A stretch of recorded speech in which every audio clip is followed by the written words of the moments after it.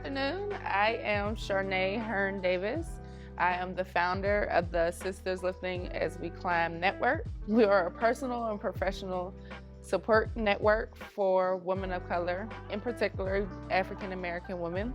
We work with local foundations, higher education institutions, nonprofit sectors to work and to improve the quality of life for Black women. Today, we are here celebrating our inaugural program's completion, which was entitled Black Women Check-In. We were blessed to be able to receive grants to produce this program from the Pittsburgh Foundation and McCauley Ministries. Black Women Check-In was a 6-month mental health cohort.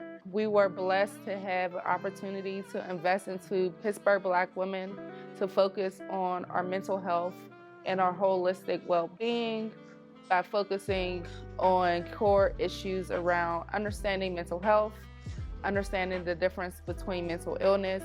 We also participated in monthly check-ins together as a cohort.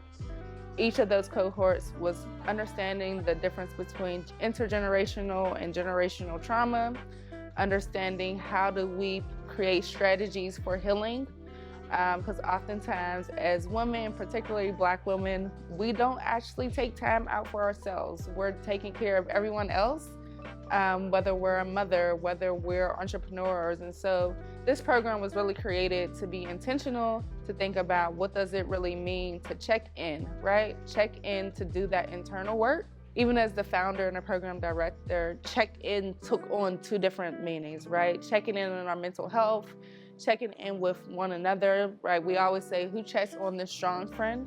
This cohort of women were the ones who were checking in on each other. They began to naturally create the sisterhood and bond.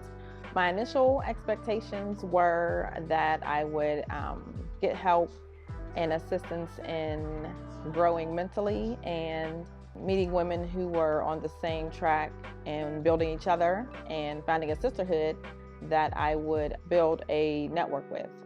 It exceeded that because we found out that we were all on the same page, and we got very close, and we found that we were a lot stronger than we were, and we were able to be vulnerable. We were able to let go of a lot of things that we were holding on to and then rebuild. I just wanted to just join a women's group and see what it was that it could do for me. I didn't have any expectations. And being that I have went through the group, it overexceeded what I possibly thought could even happen for me. It gave me a safe space. It helped me to be more vulnerable, a sisterhood. I've never taken a outside kind of a overnight trip, always laugh, without my husband. And then when we first started this cohort, one of the stipulations where you had to stay overnight on a retreat kind of thing, like over the weekend. And that was the thing. And so Sharnae pushed, and she was just like, you really have to think about yourself. And I was just so adamant for 2024 to really put my foot down and said, I'm going to do it.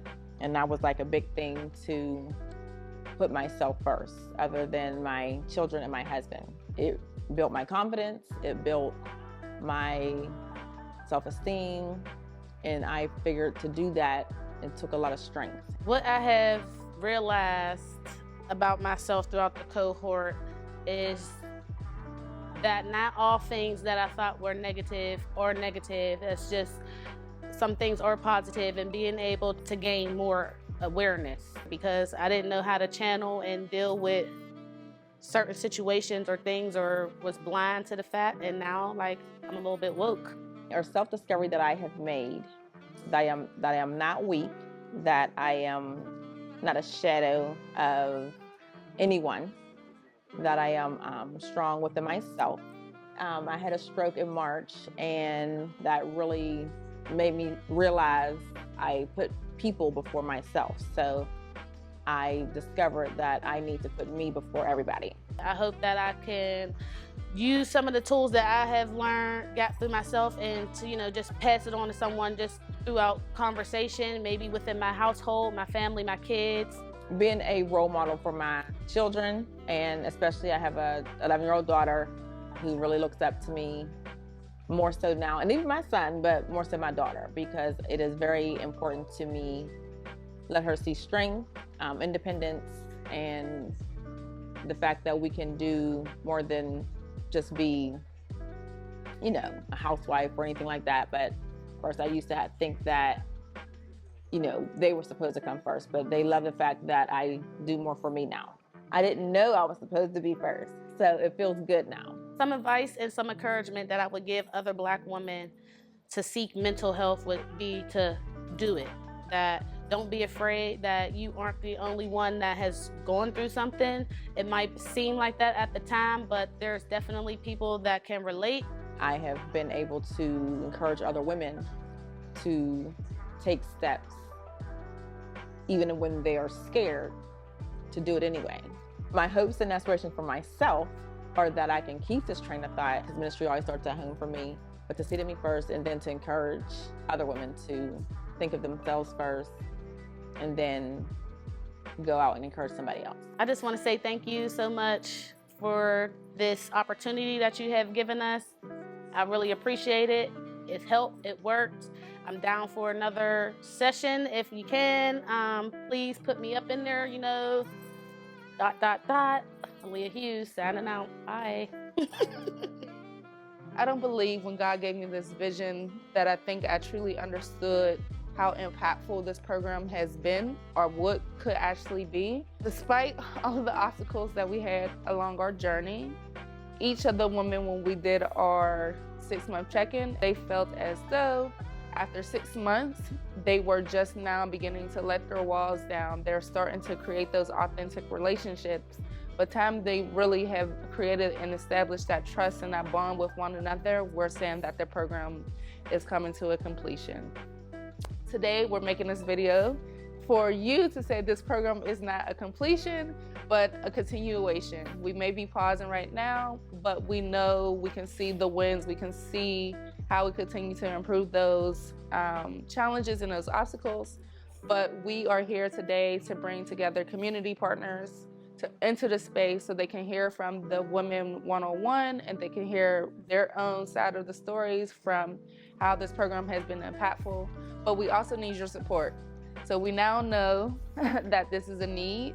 We had over 30 applicants apply within a 2-week span when we opened up the application back in November.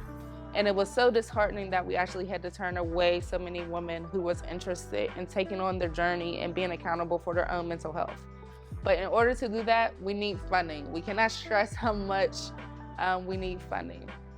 Whether you want to send the funding to the Sisters Lifting As We Climb network, to do that, we greatly appreciate you. This program costs us estimated around $40,000.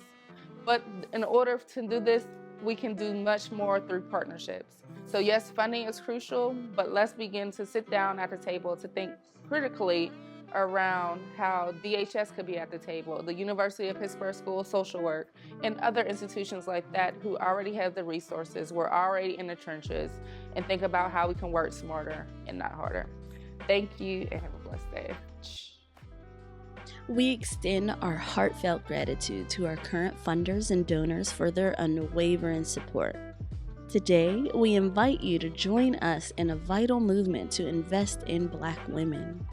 Your generous contributions will not only help us sustain our operations, but will also ensure that we continue to provide critical access to opportunities and create a safe space for Black women to prioritize their mental health. Together, we can make a lasting impact. Donate today and help us activate our network.